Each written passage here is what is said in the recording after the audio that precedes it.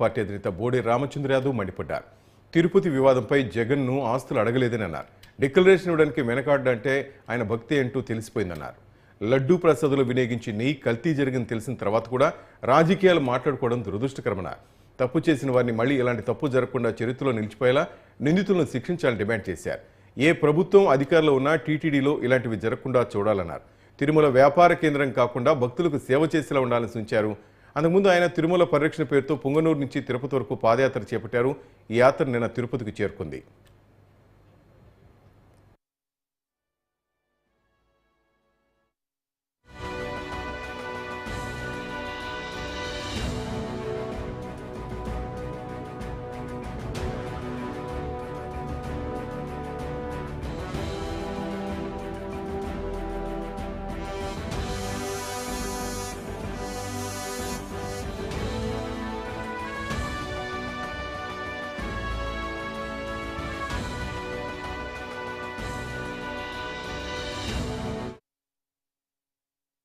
అన్నింటినీ కాపాడే ఆ కలియుగ దైవము వెంకటేశ్వర స్వామికి జరిగే కైంకర్యాలలో స్వామికి ప్రసాదించే స్వామికి నైవేద్యం చేసే ప్రసాదాలలో స్వామివారి భక్తులకు ఎంతో పవిత్రంగా పంపిణీ చేసే లడ్డు ప్రసాదంలో నాణ్యత లోపించి కల్తీలు చేసి నిషేధిత వస్తువులు ఉన్న నెయ్యిని స్వామివారి ప్రసాదానికి లడ్డు ప్రసాదానికి వాడారని తెలిసిన తర్వాత కూడా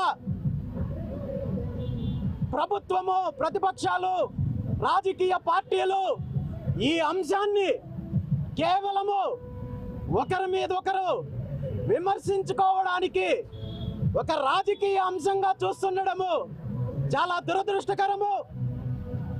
వెంకటేశ్వర స్వామికి అపచారం జరిగిందని తెలిసిన వెంటనే ఎవరైతే తప్పు చేశారో ఎవరైతే అపచారం చేశారో గుర్తించి వెంటనే మళ్ళీ చరిత్రలో ఇలాంటి తప్పులు జరగకుండా కఠినమైన శిక్షలు విధించాలని చెప్పి డిమాండ్ చేస్తూ స్వామివారికి నైవేద్యం చేసే ప్రసాదాలు కానీ భక్తులకు పంపిణీ చేసే లడ్డూల్లో కానీ వాడే నెయ్యిని టీటీడీ ఆధ్వర్యంలో సొంతంగా డైరీ ఏర్పాటు చేసి ఆ డైరీ ద్వారానే నెయ్యి సమకూర్చుకోవాల్సిన బాధ్యతను గుర్తు చేస్తూ 3 రోజుల క్రితం పుంగనూరు నుండి మొదలైన తిరుమల పరిరక్షణ పాదయాత్ర ఈరోజు శ్రీనివాస మంగాపురం నుండి బయలుదేరి అలిపిరి మీదుగా స్వామివారి మెట్లోత్సవం చేసుకుంటూ తిరుమలకెళ్లే కార్యక్రమం జరుగుతుందని చెప్పి ఈ సందర్భంగా